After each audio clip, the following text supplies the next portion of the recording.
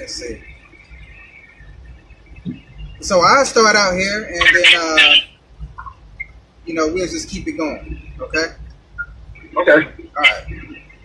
So tonight's topic, we talking about head coverings. Okay. Okay. And also, I want to put out the fact that, you know, I did this conversation a while back, and I actually made a mistake. So I'm going to put out a correction on myself from what I seen in scriptures. Going over to 1 Corinthians in chapter 11 about head coverings. And I'm going to start over here at chapter 11 and go down to verse 4. So it says, every man praying and prophesying, having his head covered, dishonors his head. Okay? And, you know, and then when we got down here to verse 5, it said, but every woman that prayeth to prophesy with her head uncovered, dishonor first head. Now, I put out a while back that the hair, okay, was the woman's covering. Now, that is true, but I didn't realize it was given a comparison.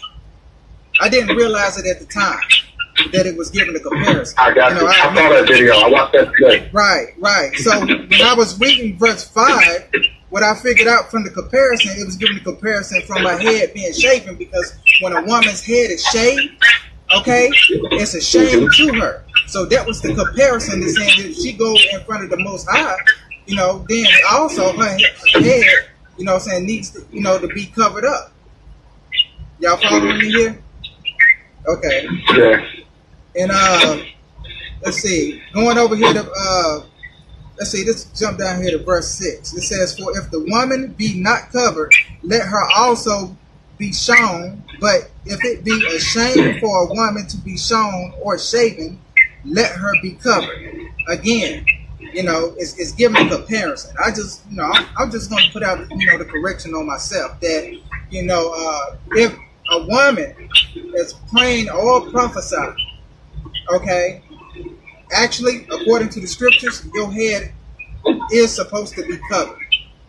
Even though your hair is a covering, and her hair being her glory, in this scripture in chapter 11, it's just, you know what I'm saying, it's giving you a comparison. And also, I got mixed up, okay, over there with verse 14 as I was reading that. So I just, like I said before, I wanted to put that out. But what I also wanted to go back and touch bases on is because a lot of people be having this confused, and I'm just giving my understanding as I read the scriptures on it. It says that, you know, when a man is praying or prophesying, his head should not be covered. Now, some people take reading the scriptures as prophesying.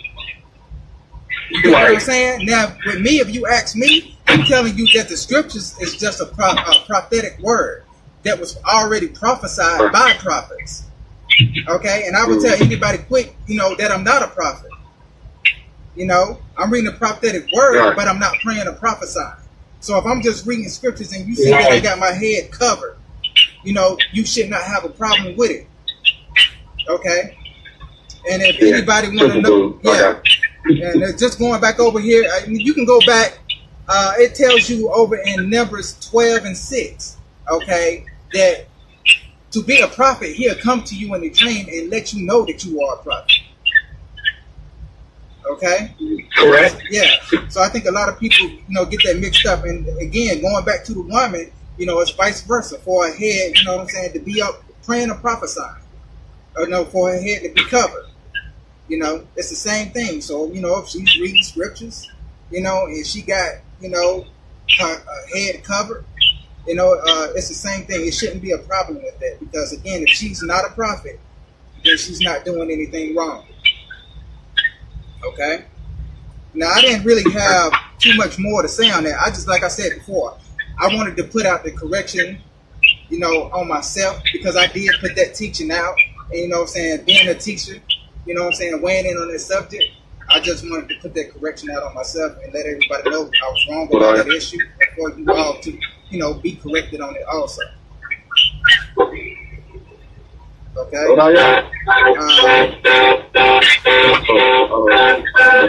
That's pretty much what I had to talk about on the subject. Who got alarm? Okay. that's pretty much what I had to say about the matter. So I'm gonna just kind of stop it right there, and I'm gonna let the next person go. Okay, you stopping it? All right. Yeah, I'm going to stop my time. All right, stop it at 1 minute. 1 minute and 33 seconds. All right. Who's next up? Yeah, you can go ahead, Pop. You go ahead. Okay. I mean, I can just go. Yeah, we can Okay. so just go ahead. Well, I agree with what the brother was saying. I have heard a lot of people saying that when you reading out of the book, then you are prophesying, and that's what has set up that thing. But when you even look at that and look it up in Strong's, prophesying, the Greek word is propheteu, which in Strong's is G4396, and the definition says to foretell events. So if you are reading, you are not foretelling the events. The person originally did it is the one who foretold the event. So you cannot make yourself a prophet or put yourself in the prophetic office. In fact, that could really get you into some serious trouble, because you then have called yourself to attempt to do some things that the Most High is not calling you to do.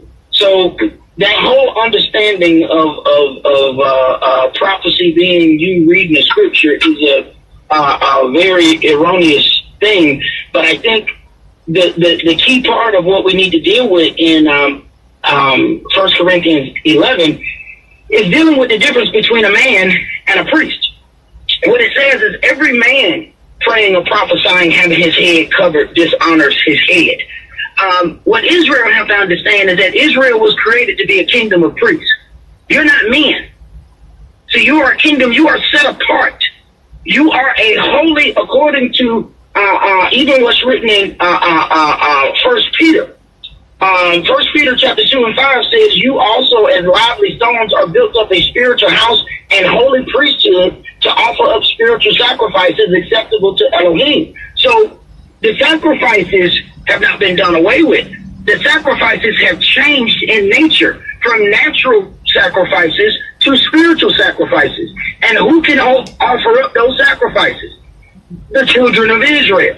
So this is why Saul was the one, being from Israel, he was the one designated to go and open the door unto the Euro Gentiles.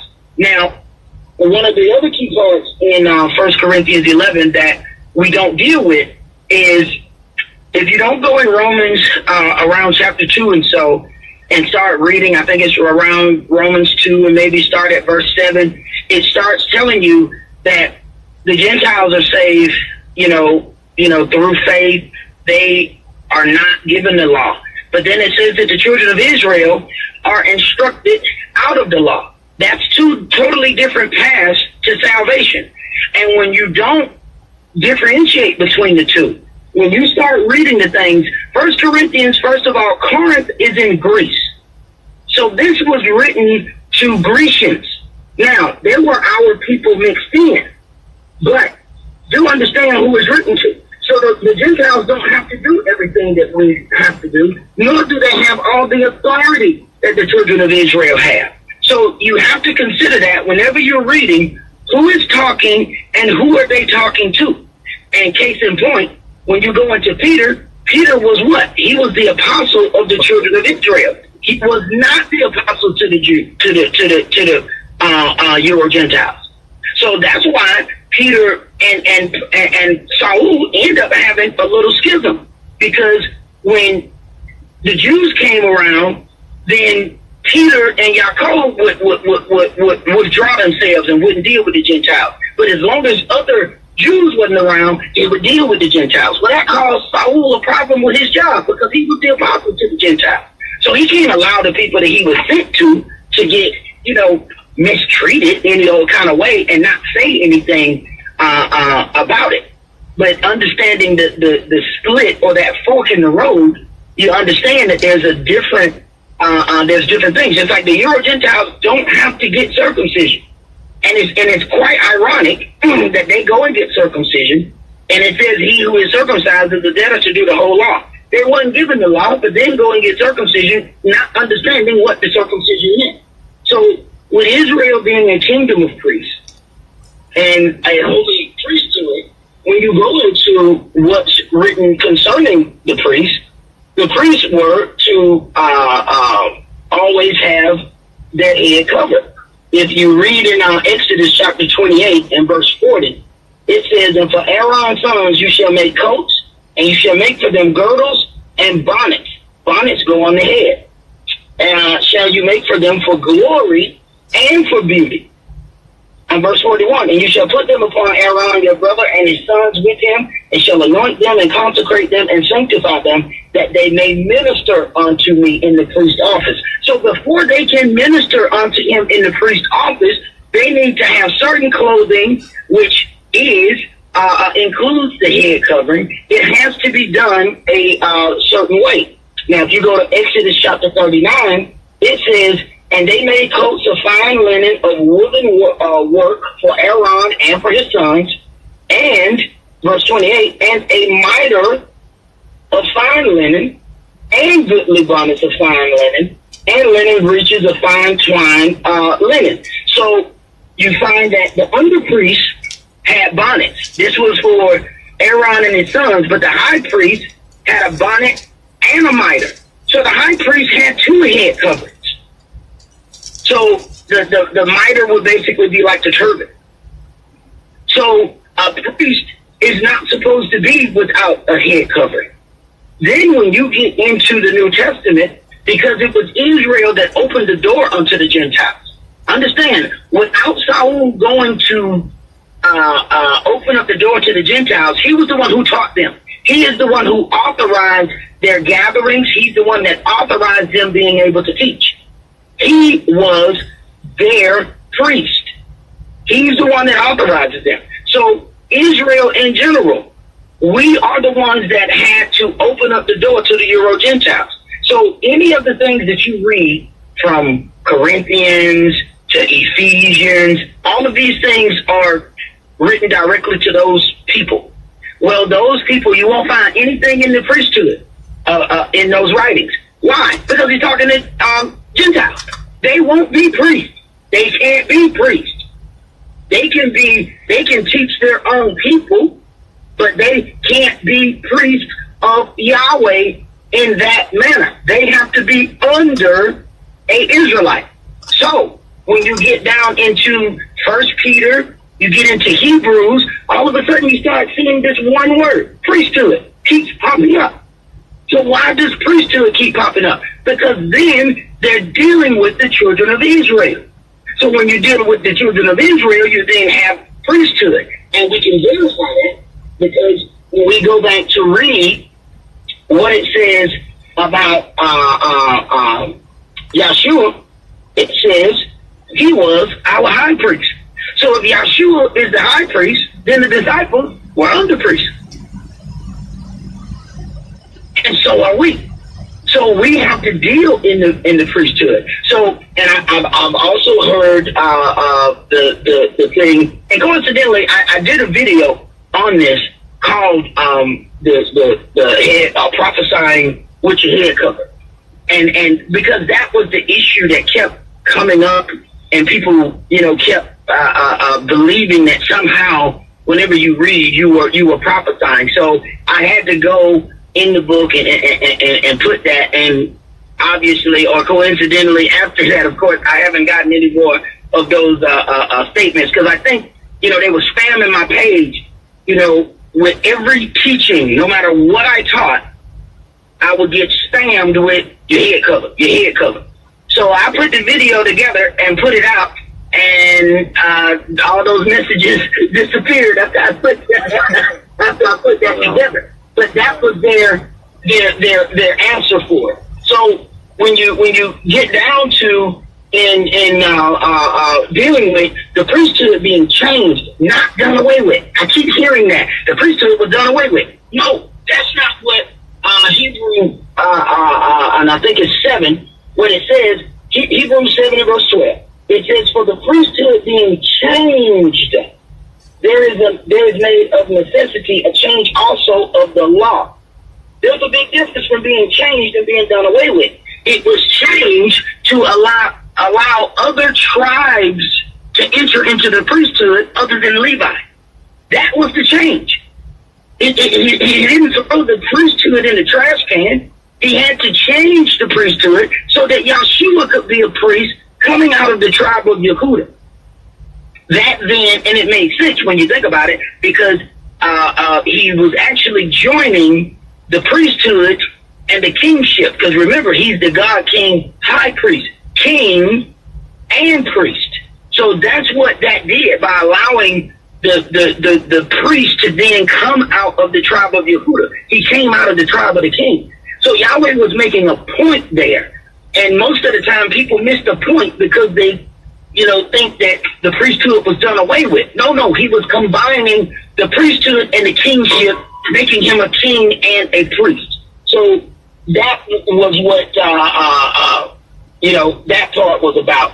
And I want to get to, I don't know how much time I got, but when you deal with the law of jealousy about when a man has the law of jealousy, or he has this jealousy over his woman and he believes that his woman has messed around, what they would do is bring that woman up to the priest, and then the priest would go through these things, and that's in Numbers 5 in verse 18, and it says, and the priest shall set the woman before Yahweh and uncover the woman's head. So it's automatically assumed amongst the children of Israel that the woman's going to have her head covered.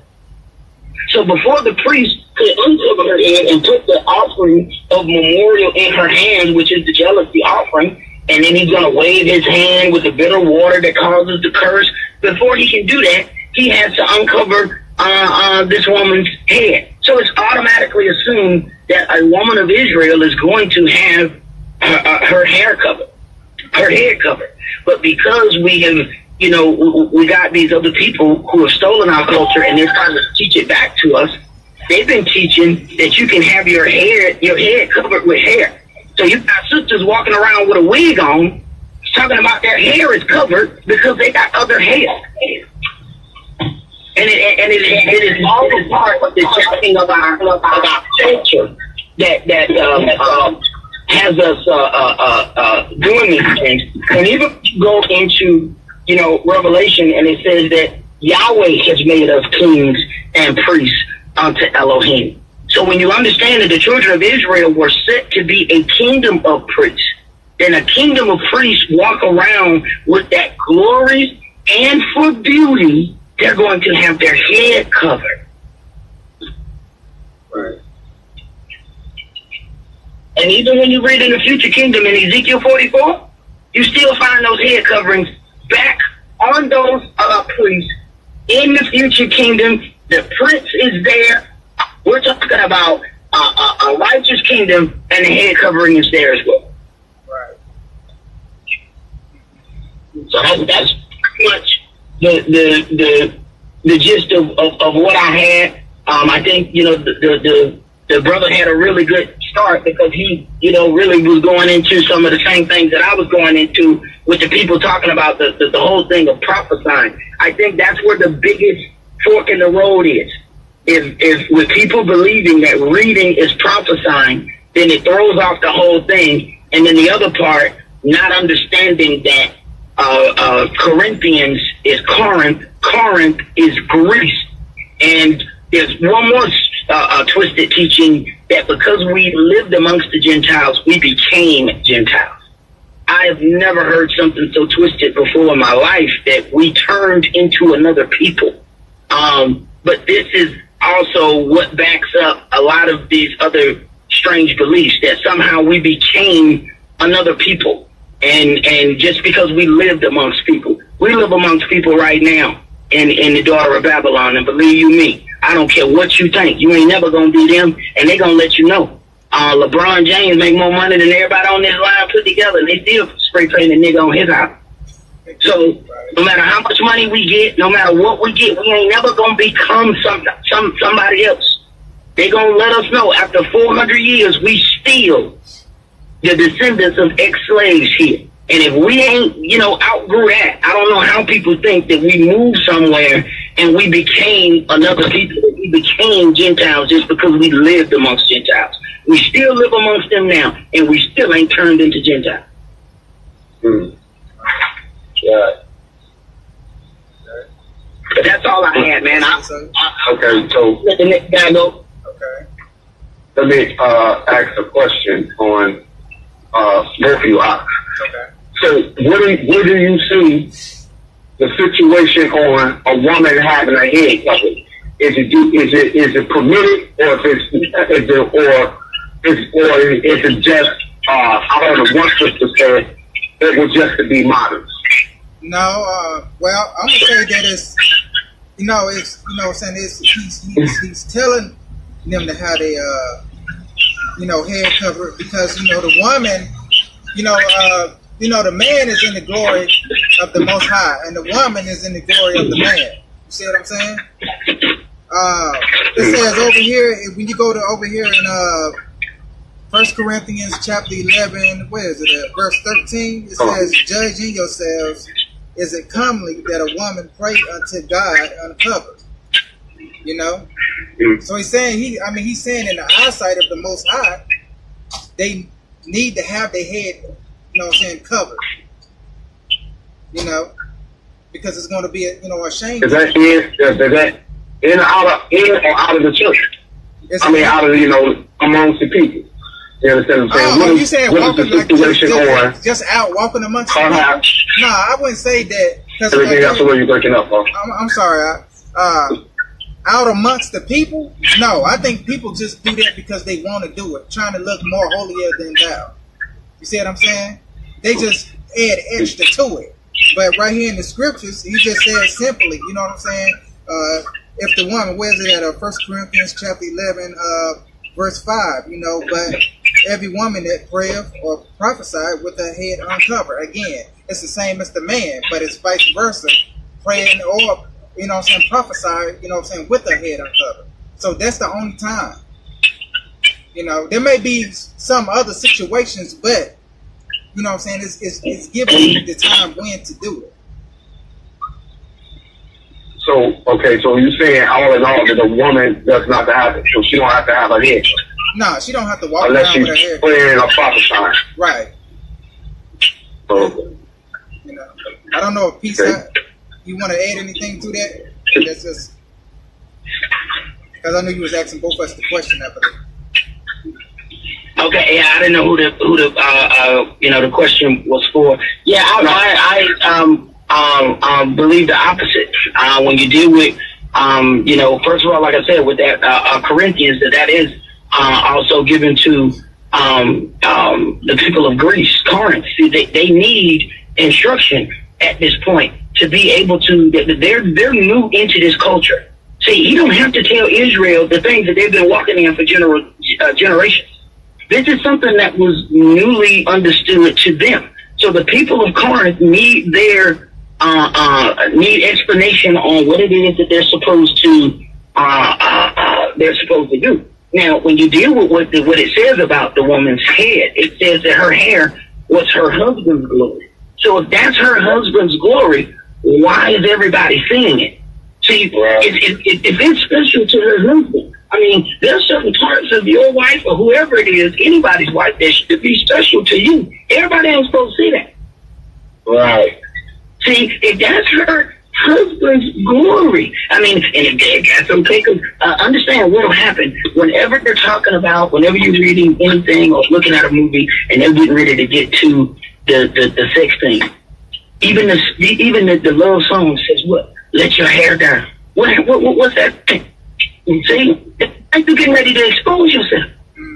You get her hair down. She getting ready to get busy. So when you walking out, and these people are already walking out with their head uncovered, sexy means that you are getting ready to have sex. You are trying to send that message that you are in that mood.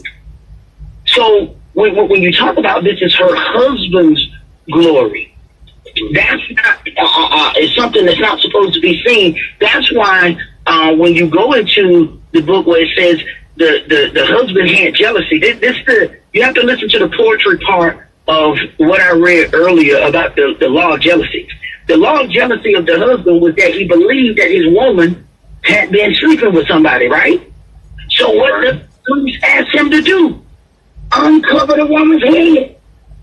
You have to look at and understand the poetry of it. That's what he believes. He believes that he has given her glory, his glory, to somebody else.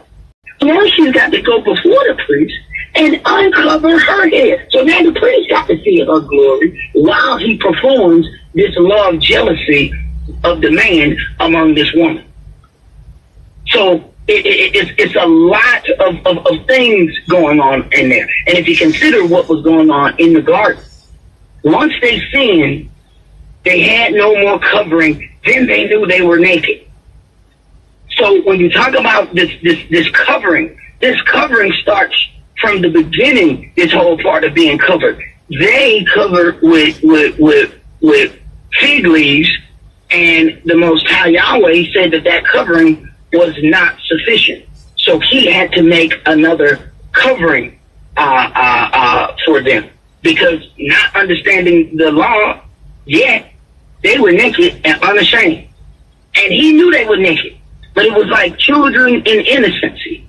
When the children are naked and they're young, man, they run around the house naked and it ain't no big deal. They laugh.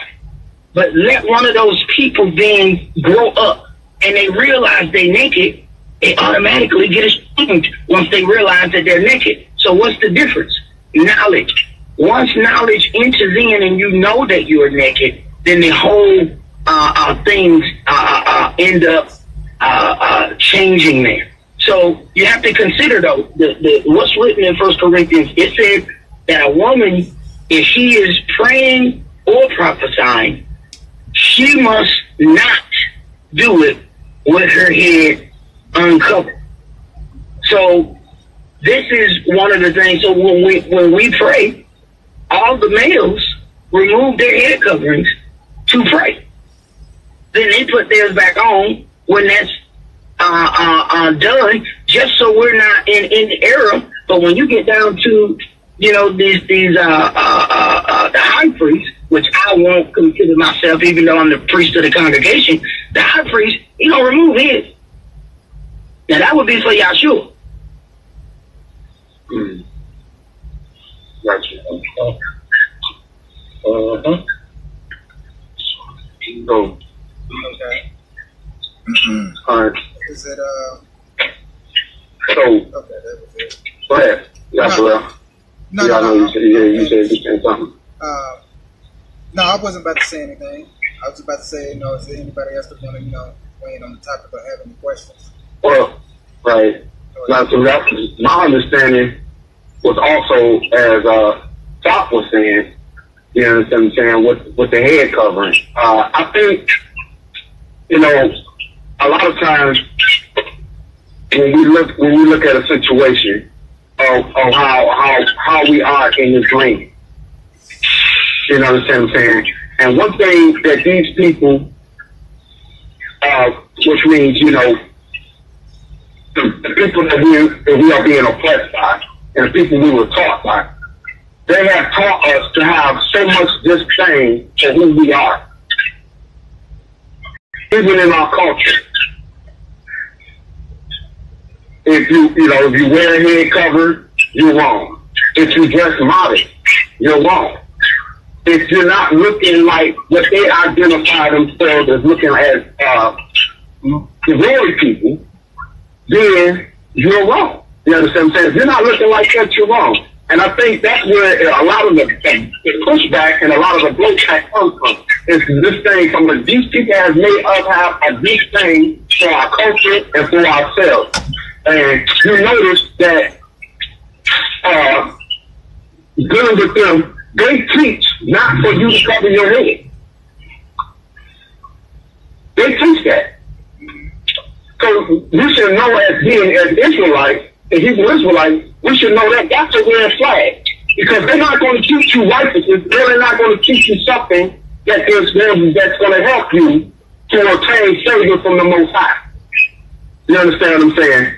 They're not going to teach you that. So you already know when they're not teaching, they're teaching us not to cover our head. Right. So that part right there, it should be a red flag for a lot of us to say, okay, wait. So you don't have a problem. You don't have a problem with us not covering our head. Now, why is that? You understand what I'm saying? So when you get to this point to where you look at how they have really taught us to do. So you know what's really funny? Now this is really funny. I want to share something with you. This is really funny about us as a Hebrew Israelite. Because there's a lot of pushback with head cover. Now, I'm not saying that if you don't understand, if you don't do it, that's you. If you do it, that is you. But at the same time, Shaul said, I think it was in Romans, he said, you have one eat and one eat vegetables. You understand what I'm saying? So at this point at the time, some of us, you know, if you just don't qualify you, you know, and you go. But at the same time, don't say to the other person that they ain't doing it, because they're wrong for not doing it. They're wrong for doing it because it's a thing of, I don't think that really looks good on you. Or basically you have someone who wants to say that they don't think that, you know, and it looks good with your head uncovered. Well, me personally, like I said before, I do believe that, yes, a woman should have her head covered. And that point, and I would say that if we have to grow in Israel, you know, for us, but we have to come to an understanding what does the Most High. Now, is that going to keep you out of the lake of fire? Is that going to keep you out of the kingdom? Only God knows. And He knows what the motive is. You understand what I'm saying? And what is your motive are? If your motive is to say you don't want to do it because it takes away of what you normally was being accustomed to getting, or attention. But most women that does cover their head, they tell you, look, it's a difference when I do this. And I'm speaking on the women who cover their head, it's different. I notice that I get approached different. I know I get respect different. I know that I don't get a lot of that little whip-like, you know, that whip-like, you know, yeah, as you would say, whip-like company that's being approached by people. And guess what? I hear the same thing. Even the Gentiles respect me. Yep. And that part right there, you know, at that point, but then like I said, here's a story that's really funny to me. Even when a lot of people push that, these brothers who pushing this 12-tribe chart. And I go back to that area, but if you notice, the ones of brothers who have those Gentile girlfriends, why all their heads covered? You notice that? All that. Look at you see it. All of them. They keep their heads covered. But it's the Hebrew sisters who have a problem with this. They don't. They don't. And that's the problem with a lot of us. And that's the problem with a lot of us when we sit there and we like to hide. But then again, never mind you. These people don't have no problem taking on your culture.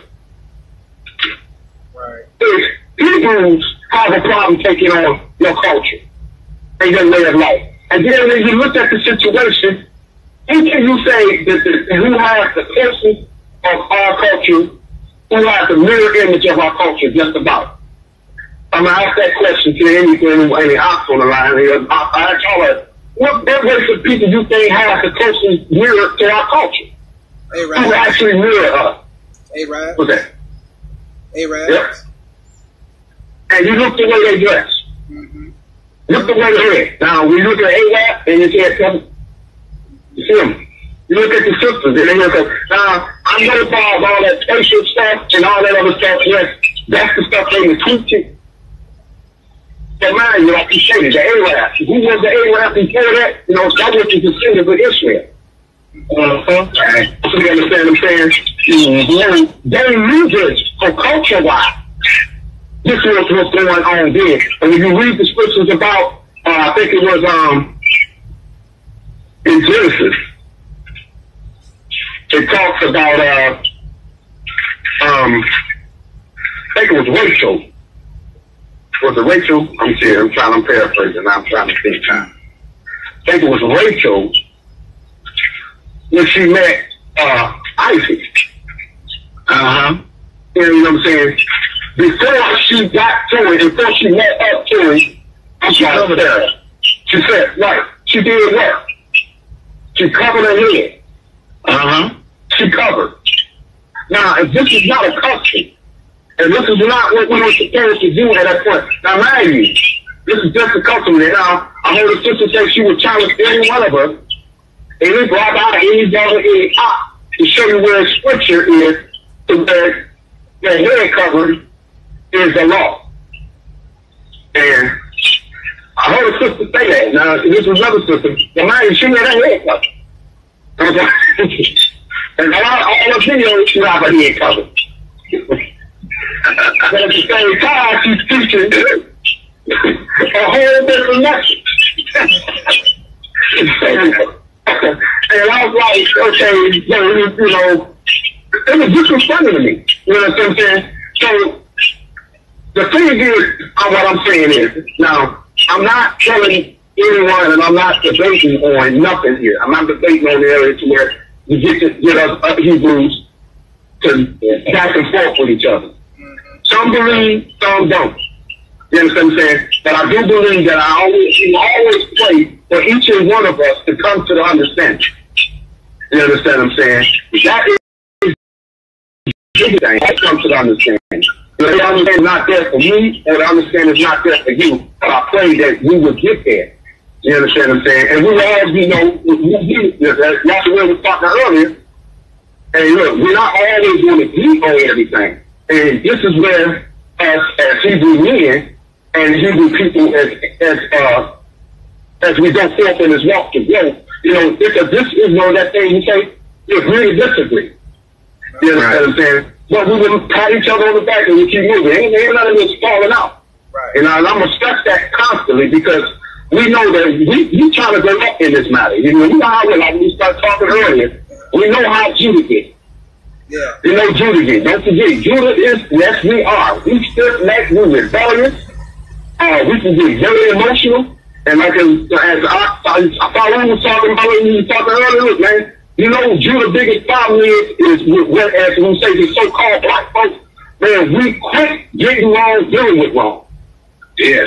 It's quick to do that. Yes. We will see a situation that's totally wrong and try to go ahead and get wrong dealing with it. Totally wrong. Absolutely. So, therefore, you know, and that is, you know, and my point, you know, when you talk, because again, is it permitted? Was it a custom? Was the Hebrews women doing it? Yes. Because if you read Ruth does it, she does it if you read Ruth 3:15. You want to look at Isaiah talks about it, and 3:20 through 23. And then Saul tells as he was talking to the Gentile church in Corinthians, you know, if you want to attain the favor and the blessing and the protection from the Most High Yah, this was a custom. This is the custom that my people follow. And that is the reason why this is where people start. We go back and say, well, remember, Saul was only talking to the Gentiles. He wasn't talking to Hebrews. You understand what I'm saying? And that's where you see a lot of that stop at. Remember, Saul wasn't talking to us. He was talking to Gentiles. Well, no. Saul was explaining to the Gentiles this what takes place in the nation of the Hebrew Israelites. This is what we do. So, therefore, if you want to continue to, you know, go forth and act, you know, if you want, like I said, I'm not trying to beat nobody up. I'm not trying to tell no one that they have to do this. That's on you. Because the one, yes, I don't have a heaven and hell to put you in, nor can I get you in the kingdom. You understand what I'm saying? So, therefore, if you can take it, and you can look at it again and see, hey, look, this was required back in our day. This is what Hebrews did. This is what we do. This is what we do. This is our custom. This is our way of life. Now, like I said before, you notice that at this point, that the Gentiles, if it was something different that we were trying to teach, they'll be teaching against it. And you see they teach that. They will teach that it don't take all that. They don't take all that. But Exactly. You know what, bro? I got a quick question though, because everything goes to, you know, the 1 Corinthians 11 is where, you know, all of the questions come.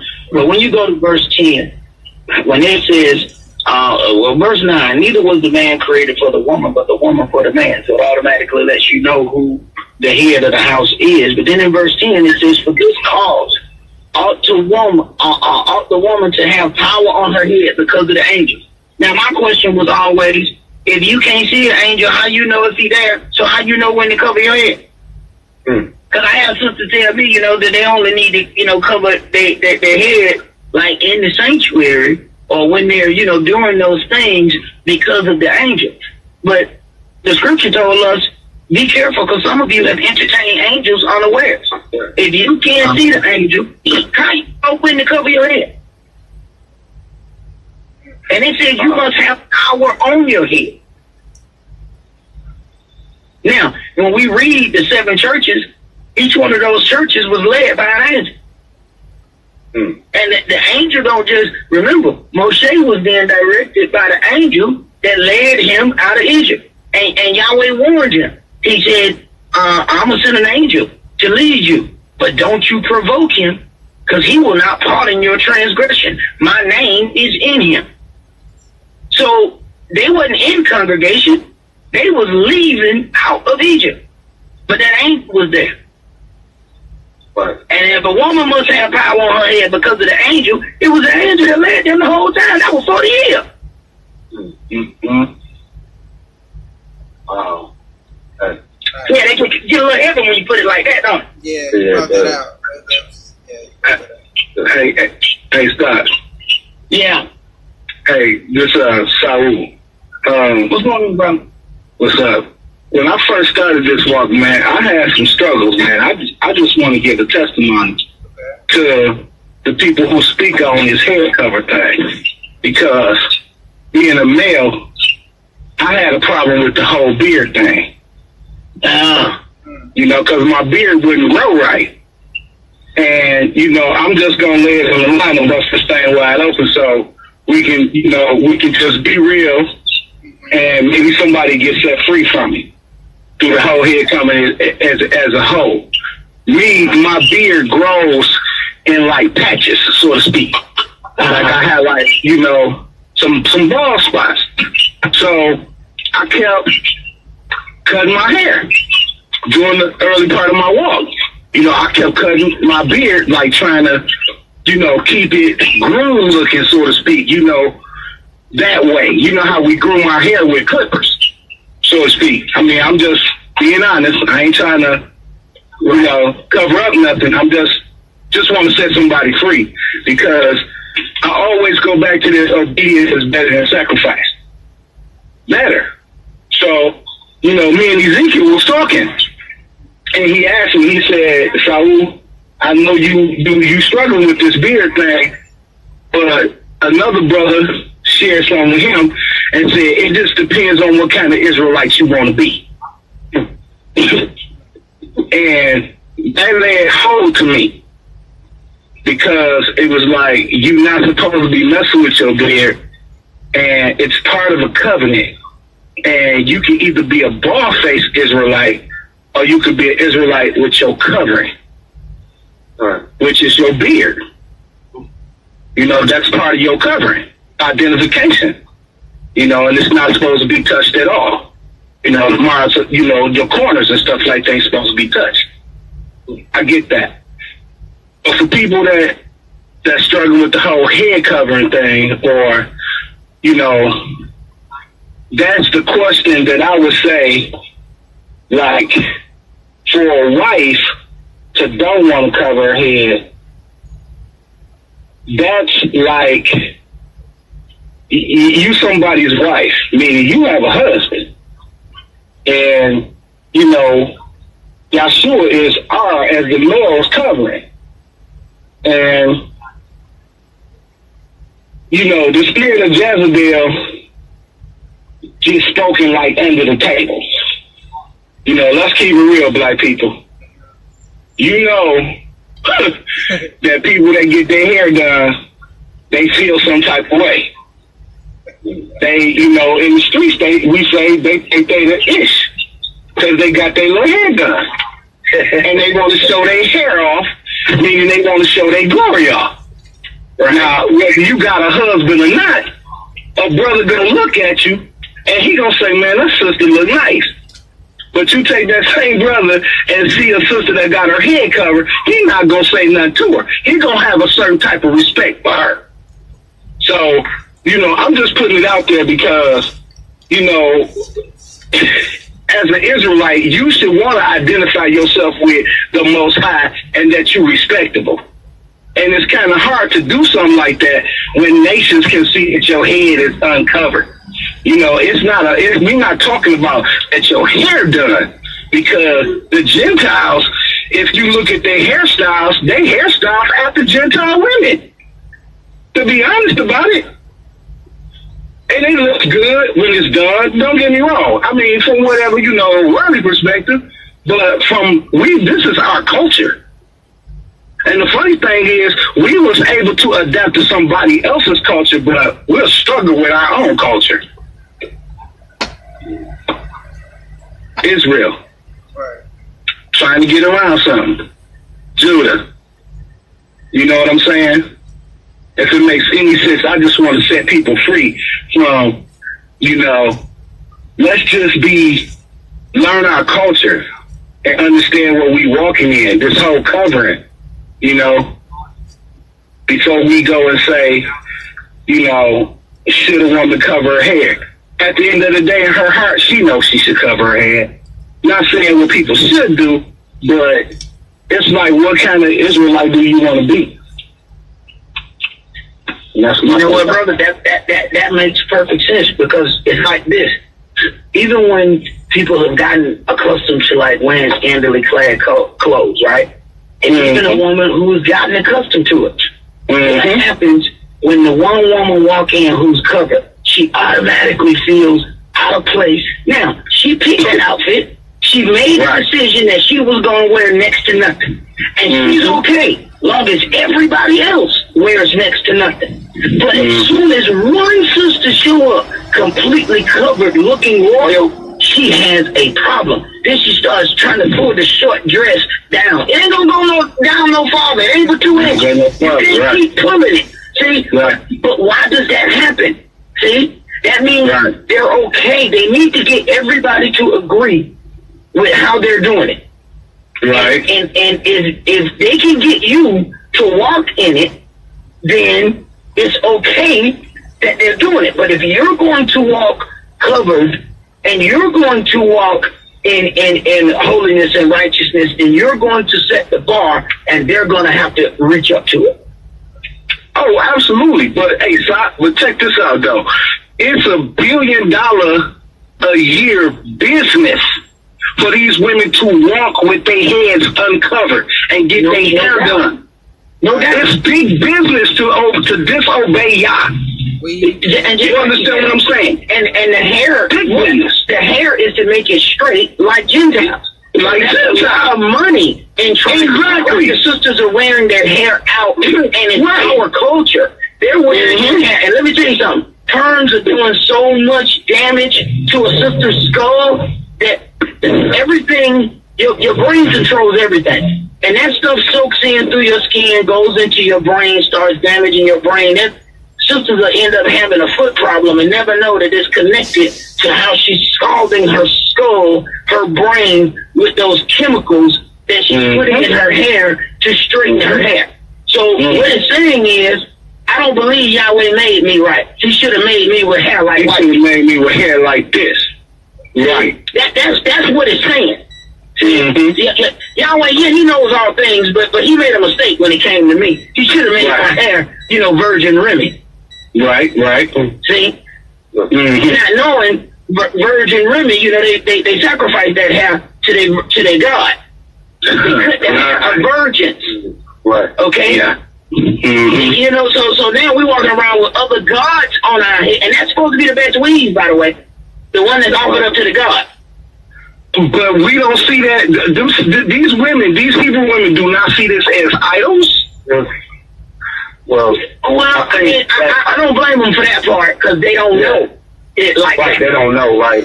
They don't know it like that. So I don't blame them, you know, for that part. So you got, you know, some of you are Hebrew women, but you got, like you stated, you have a situation to where we have to look at it, you know.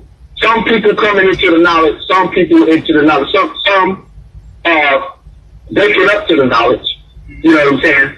Some aware of the knowledge, and some just saying, hey, I'm going to be easy. You understand what I'm saying? Right. And you have that, you know what I'm saying? And it's always going to be that pushback with Israel. Right. Particularly, and I can only speak for Judah, because at that point in time, I don't know what the other tribes we're dealing with at this point. Right. Even though the scriptures tell us what we're dealing with. You know what I'm saying? Other tribes outside of this westernized, Americanized culture or system. You understand what I'm saying? It's a whole difference. You know, outside America culture, you know, women cover their heads up. You understand what I'm saying? Outside of this westernized culture. But when you're dealing with this area here, like I said, we're going to speak with you. We're gonna push back, and we're going to actually have more disdain for the word of God than anybody out here. You understand what I'm saying? Like I said before, even with dealing with those so-called people that call themselves dealing with that 12-tribe chart, saying all these other nationalities are Hebrews. I noticed, like I said, I look back and I looked, okay, I noticed that they don't have no problem covering it. It's just our people who is the real children of Israel and who was chosen to do this. We're the ones who has always got the problem. You understand what I'm saying? We're the ones who's always got the problem keeping, you know, doing things that what God says to do. We're the ones who always have a problem. But every other nationality want to look in and say this. And so they don't have no problems trying to follow it. You know what I'm saying? And it's amazing how they will pick up our culture and work their way through it. And you know, and walk in it, you're real. And it's amazing to see that. And it's amazing. You know what I'm saying? It's really amazing to see that. It's like, wow, you know what I'm saying? Our people still struggle on this attention. Right. We still struggle on that attention that we got to have that we cannot depart with. You know what I'm saying? We struggle with that. We struggle with that so badly. You know what I'm saying? And that's almost ready to fight the most out. You understand what I'm saying? It's like, hey, if I don't wear this certain type of dress, if I ain't speaking this type of thing, or if I don't have this certain type of garment on, as well, don't understand, males, hey, some of us, we are out of the way too. You understand what I'm saying? We got things that Hebrew males should be wearing. You understand what I'm saying? And we just doing it, you know what I'm saying? The same thing is, like, our brother put on, I watched another brother, and they did a Passover show. And I watched their Passover show that they did. My wife called it an Easter program, because that's basically what it is. But you know what the hardest part was for me to see? The hardest part was, if these people wouldn't say they were Hebrew Israelites, I would not know they were. And the thing is how do you know you're a Hebrew Israelite? Because Paul said, look, we're written epistles walking around being read among all men. Now, that's not the point because, you know, you want to speak the word. You understand what I'm saying? But you still look like the word. Right. You know what I'm saying? Now, I understand that we're in our captivity and some things that we're going to have to adapt. You understand what I'm saying? But at the same time, you understand what I'm saying? When you find the majority of us, you know, 20, you know, 15, 10 years, 10 years, you know, they still look just like the children of the world. Right. Instead of children of Yah. Right. You understand what I'm saying? Right. And this is where you find a lot of, like I said, a lot of us, man, we don't want to let that go. We don't want to let that teaching go. You know, we still love the swag, the style, the clothing, and, you know, the low, that's another word they use for Satan. They call him the low. You know, they call Yah the Most High, so they call him the low. So you know,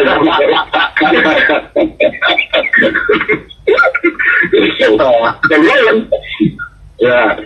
So, he is, when you look at the situation with him, we constantly try to look just like them.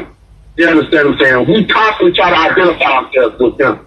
Constantly. And I'm not saying that the Hebrews, some of us who struggle in this and some of us don't have it. You understand what I'm saying? I'm not saying, hey man, you should be looking like a Hebrew all the time. You understand what I'm saying? You should look like a Hebrew.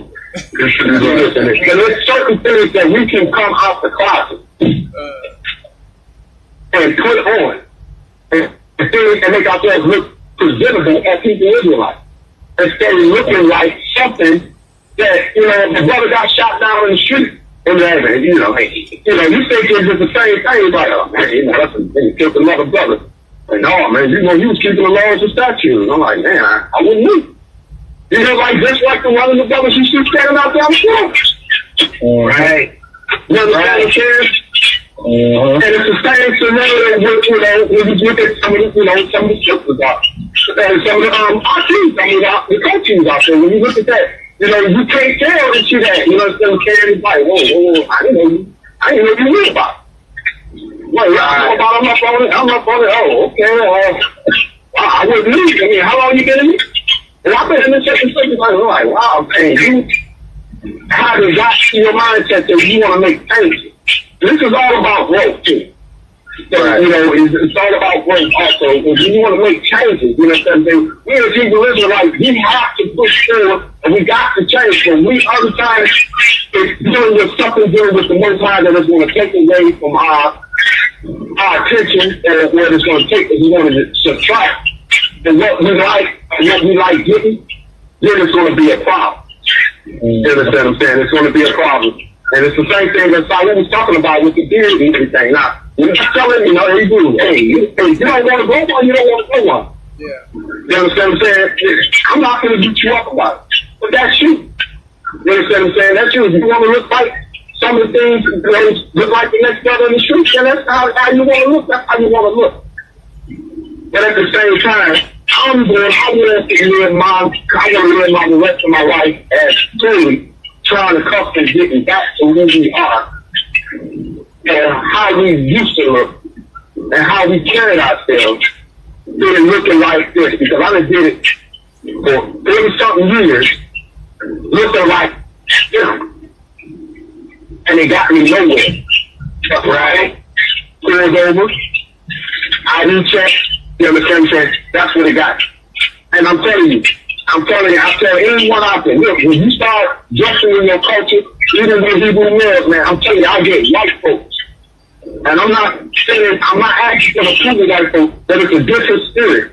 Everybody knows what you do, they know they can know what I'm talking about. It's a different spirit when they approach you. They're like, how do you get there? You don't even get side of the spirit. Nope. You understand what I'm saying? So there is a blessing to it. So any people out there that really want to know, yes, there is a blessing when we walk in culture. You understand what I'm saying? When we walk in our true identity, there is a blessing. But but if you want to look like that, that's the biggest struggle that we have with a lot of our people. We just don't want that image yet. We don't want to be seen like that yet. But we want the benefits. Well, all the benefits that come with it, but we don't want the work from what we do. We want the hassle of being called that. People are afraid to go out and look different. That's right. I said, bro, what I'm saying? People are afraid to go out and, look different, among the Gentiles. Right. They don't want nobody, looking at them like they're strange. And, and then the one thing I see with our people a lot is like, when they're trying to, what was I about to say? When they're trying to go back into the culture, like you ever see how people, some of them will look down and talk down about our people like that come from out of West Africa, like the way they dress and things like that. But the minute they see a Gentile dressing like them, they get angry. I see that a lot. You're right about that, bro. You know? And Yeah, I'm you're like, right. yeah. You're absolutely right about that. Yeah, like how you getting mad and Yeah, you're just okay. talking down about it, you know? So, you That's know. right. You talk off. You talk off. Can you hear me? Shalom? Yeah. Can you hear me out? Okay, there you go. Okay, I'm sorry. But yeah, that's, you know, I just want to put that input in. I mean, like I said, I just see it a lot. Right. You know, dealing with our people. I don't know. They kind of run from it. I do believe it's partly from what, you know, how they trained our people, their mindset. You know what I'm saying? They teach us a lot of negative things about our own people. You know, what they teach on TV and man, things like that. They did a number on us, man. That really taught us to hate ourselves. Hate everything that is about us, you hate. Well, that has to be a part of the plan when you're trying to really take over a people physically, mentally, and culturally. You need them. That was the whole beat down. Kunta Kinte could not stay Kunta Kinte. The first thing that separates you and denotes your culture is your name. So he needed to take on the Christian name so that he could be completely subdued. And that's what the thing is. By taking on their culture, their hairstyles, their that is saying that you are completely subdued. You are no longer a part of the culture of your ancestors. You are a part of our culture. So this is something that they always have done because they're warriors, they're conquerors, they're trying to conquer the whole earth. And the only way to do that is you got to make the new people blend in with the old people somehow. And what does that is the meshed worship, the meshed clothing, the meshed things, as far as that goes, that makes each one of those people feel like they belong, even though there's still a hierarchy in their social system, and you toward the bottom, you still get to feel like you're a part because you're going to be doing the same things that we're doing, and you're going to have the same names as what we have. So that was a big part, man. They didn't keep beating Kunta Kinte to change his name for no reason. He needed to denounce his previous culture and take on to theirs. And that's what we're saying every time. We dress like they dress. We wear our hair like they have led us to believe that it's supposed to be. We are denouncing our own culture and trying to be a part of theirs. That's good. Yeah. Good way to bring it home, Scott. Okay. That was But you know, like I said, I just want to clear it up. I want to clear it up again. I am not driving. You're not beating up nobody. You're not doing it. Like I said, we all going to place to understand. Yeah. You understand what I'm saying? And that is when we do certain things, that is because we lack understanding. You understand what I'm saying? And the thing that we stop saying is when you're not aware and you don't understand what it is trying to do, you're going to continue to play a part in what they are doing. You understand what I'm saying? So I'm not saying that, you know, because you're probably going to have a lot of pushback on, I don't think this and I don't think that. Look, we're not here to do it. We're just trying to edify each other. You understand what I'm saying? It depends on what it is that we know for a fact. The script says that, you know, go not in the ways of the heathen. You understand what I'm saying? We don't take on the lifestyle of the Gentiles. We've done that. We've done that so much now, and look where they got it. You know, we don't go in the ways of the heathen. We don't go in the ways of the Gentiles anymore. We have to come out of that. We got to be set apart, and this is the only way this world's going to make it. We have to be set apart. And if you still think that you're going to bring something that this world has, that you like, and that you think this world is offered, I can tell you like this. The Most High sees things as a relationship. And I can say this a lot when I talk to a lot of folks, and I say, you got to understand that A lot of us, we've been indoctrinated with this Christianity, and with some people with Muslims. And Christianity is like an X to a Hebrew. You understand what I'm saying? A Hebrew Israelite who's coming to the knowledge of knowing who she is. Now, you got to understand one thing. The things that we bring over that we have attained through Christianity, and the things that we learned through Christianity, you can't bring that to the Most High Yah and still think that He's going to accept that. You understand what I'm saying? And it's like a relationship. For instance, for whoever, male or female, if we had a person that we were dealing with, we had a girlfriend or a boyfriend, or a wife, let's put it this way, a wife or a husband. And in this system that we're living in, that was once married to somebody else, that she wants to bring, or he wants to bring some clothing or some things that his ex-wife has given. Now, would you allow that? Now, that's the question. Would you allow him or her to bring these things to your relationship that she had previous relationship with? Or would you allow her or him to keep conversation with her or him and say, we just sent the text, or she just sent the text, or she just sent the postcard, or saying happy birthday, whatever it is. Then would you allow that, knowing that you and this person is together now? And yet he or she is accepting things from X. And that's what it is with Christianity. You understand what I'm saying? Christianity is or any other religion that you want to deal with. The Most High said He is jealous. He's a jealous Elohim. And the thing is that when you deal with Him, He only wants you to deal with Him. He don't care what you learned and what you obtained and what you got from that previous part. Because none of us want to hear that. Let's keep the understanding. Nobody want to hear it. You want to hear that's and such here or what that and such did for you. And you telling this to your mate. You understand what I'm saying? And this is where a lot of times we have done, and a lot of age we're dealing with Christianity and dealing with now evil. We love to bring things that we have been indoctrinated, we have attained through Christianity. We want to bring that over and serve the Most High with it. And it don't work. It don't work.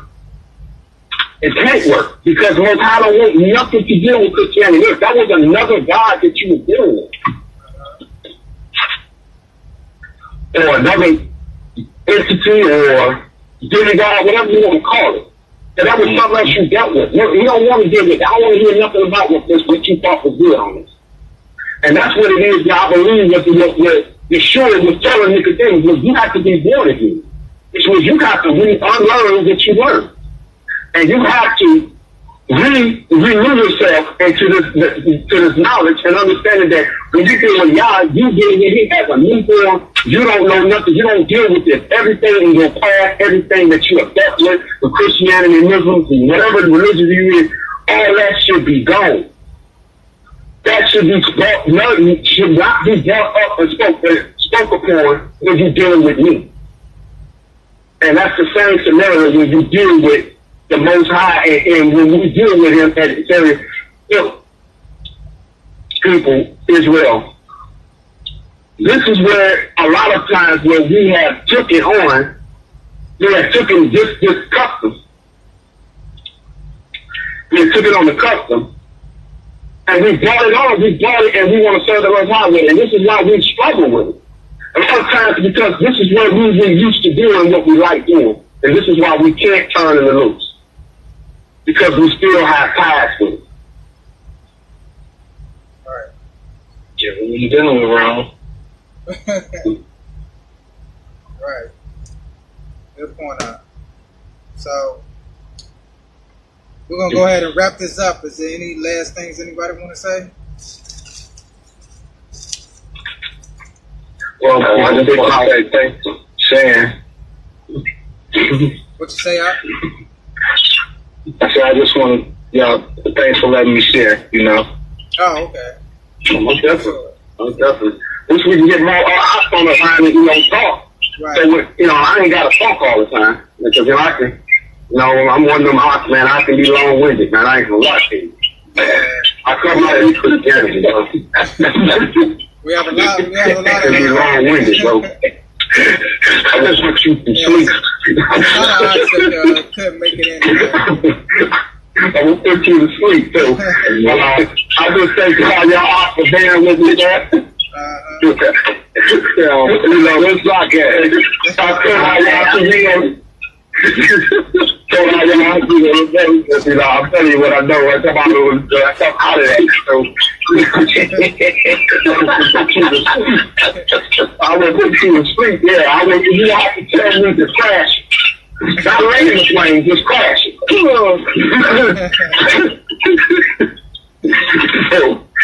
all right, huh? So even me, like I hate to brothers and sisters out there, I hope this is edifying to a lot of us.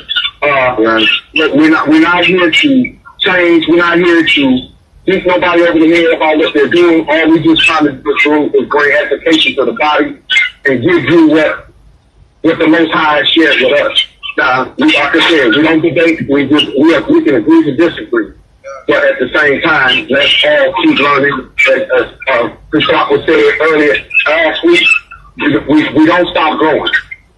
We don't stop growing. We don't stop growing. Yeah. So and the only way we're going to get everything right, you know, is to come together, talk about it, you know, and edify one another. Right. You know what I'm saying? Get on the right track. So I'm gonna let one of y'all brothers take us out in prayer, and then we'll go ahead and just. You hear me? No, I said one of y'all brothers want to take us out in prayer, and then, you know, we go ahead and. Okay, I can do it. Okay. Heavenly Father, Yah, and then Yeshua HaMashiach, we thank you for this night of this conference. We ask that you edify, and we ask you to bring comfort to all the brothers out there. We pray for Bruce, Nelson, Dominique, who would join us on the line today. We ask that you keep them in protection and keep the brothers here, keep a hedge of protection over. Help us to walk into your ways, oh Yah, and bring us back into the ways that you are proud of us. We ask, oh Yah, that you continue to keep us on that straight and narrow.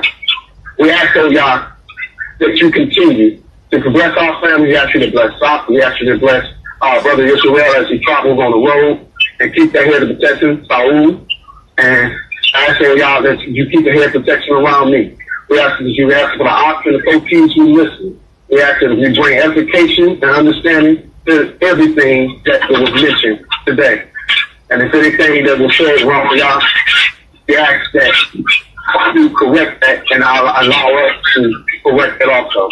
In Yeshua HaMashiach's name, I pray. Amen and hallelujah.